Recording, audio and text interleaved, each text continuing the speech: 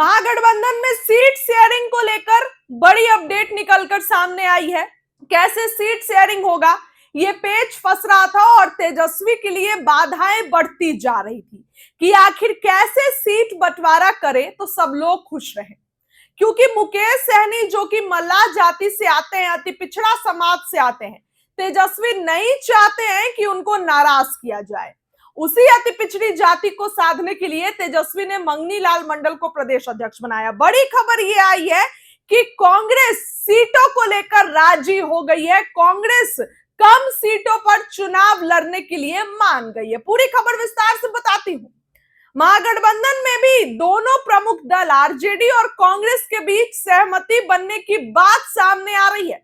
कुछ जो बातचीत हुई है लोगों से, सूत्र है वो बता रहे हैं कि अंटिल अनलेस कांग्रेस अब मान गई है और कांग्रेस सीटों पर लड़ने के लिए तैयार है। चर्चा है कि लालू यादव से कांग्रेस के बड़े नेताओं की मुलाकात में लगभग 55 to 58 सीट लड़ने के लिए कांग्रेस तैयार हो गई है। कांग्रेस ये मान गई है कि ठीक है भैया, 55 सीट से 55 to 58 सीट हमको दे दो, हम चुनाव लड़ लेंगे।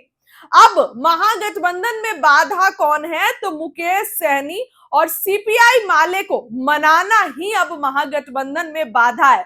देखिए, जो वाम दल है वो भी मान जाएंगे। बाधा सबसे बड़ा कौन बन रहा है, तो मुकेश सहनी। मुकेश सहनी सबसे बड़ा बाधा बन रहा है, सबसे बड़ी मुश्किल बन रहा है, क्योंकि मुकेश सहनी को 30 सीट मांग रहे हैं। तेजस्वी बोल रहे हैं कि 30 सीट कैसे दें। इसके साथ ही वाम दल भी इस चीज का विरोध कर रहे हैं।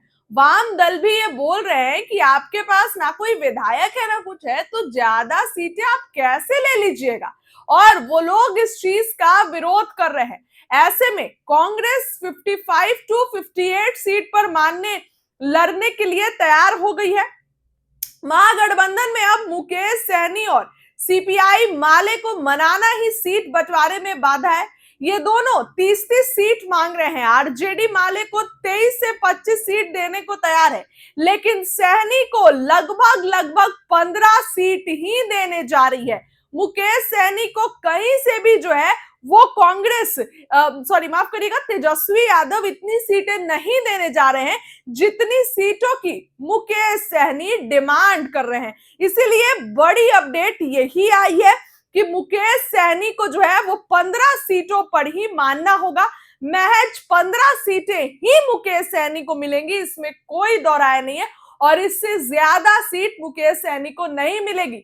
लेकिन कांग्रेस 55 to 58 सीट पर चुनाव लड़ने को तैयार हो गई है। माले को 23 से 25 सीट दे देंगे तेजस्वी। खुद आरजेडी 130 से 35 सीट पर चुनाव लड़ेगी। लेकिन बड़ी अपडेट आई है कि इस बार तेजस्वी ने जो है वो कह सकते हैं आप तो 12 से 15 सीट कांग्रेस से कम करा ली, क्योंकि पिछली बार कांग्रेस 70 सीटों पर चुनाव लड़ी थी और 70 सीटों पर भी चुनाव लड़कर कांग्रेस ने कुछ नहीं हासिल किया था। तेजस्वी यादव ने दे तो दी 70 सीटें, लेकिन 70 सीटों में से महज 19 सीटें कांग्रेस जीत के लाई, और ये बेहद खराब प्रदर्शन था। इसीलिए तेजस्वी इसका हवाला देते हुए बोल रहे हैं कि नहीं दे सकते, लेकिन कांग्रेस वोटर अधिकार यात्रा का हवाला देते हुए बोल रही है आप दे सकते हैं।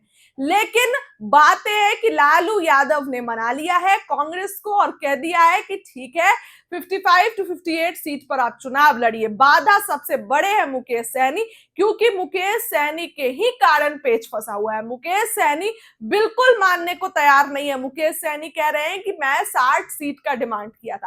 ठीक है, चलो आप लोग 60 सीट नहीं दे पा रहे हो तो एटलीस्ट 30 सीट तो दो। लेकिन तेजस्वी बोल रहे हैं सीटें नहीं बच रही है, 15 सीट। इसके साथ ही तीनों ही दल से एक एक डेप्यूटी सीएम, आरजेडी से भी, कांग्रेस से भी और मुकेश सहनी, यानी कि अति पिछड़ा, दलित और एक मुस्लिम चेहरा, ये महागठबंधन का डेप्यूटी सीएम का फॉर्मूला है। और सीटों का फॉर्मूला मैंने आपको बताया कि खूब मशक्कत के बाद, लालू यादव के इंटरफेयर करने के बाद तेजस्वी यादव मान गए और कांग्रेस भी मान गई 55 to 58। अब देखिए, बस ऐलान हो सकता है 55 से 58 सीट पर ही कांग्रेस लड़ेगी, ज्यादा सीट नहीं होंगी कांग्रेस की। कभी भी ऐलान होगा, चर्चाएं हैं कि आज देर शाम ऐलान हो सकता है। आज देर शाम सीटों पर बात बन सकती है, कांग्रेस ऐलान कर सकती, महागठबंधन प्रेस कॉन्फ्रेंस करके ऐलान कर सकती है। थोड़ा थोड़ा बात करेंगे एनडीए के बारे में भी।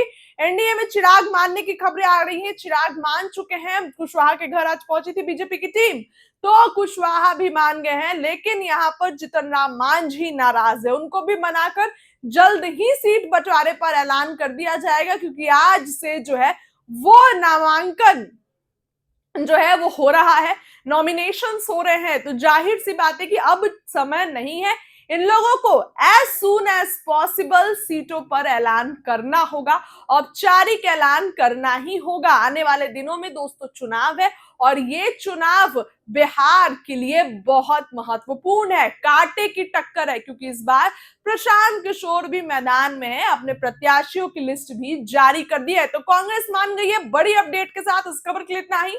बहुत बहुत धन्यवाद। आपको क्या लगता है, क्या होगा सीटों का फॉर्मूला? अब ज्यादा समय नहीं है, कमेंट में राय जरूर लिखिए।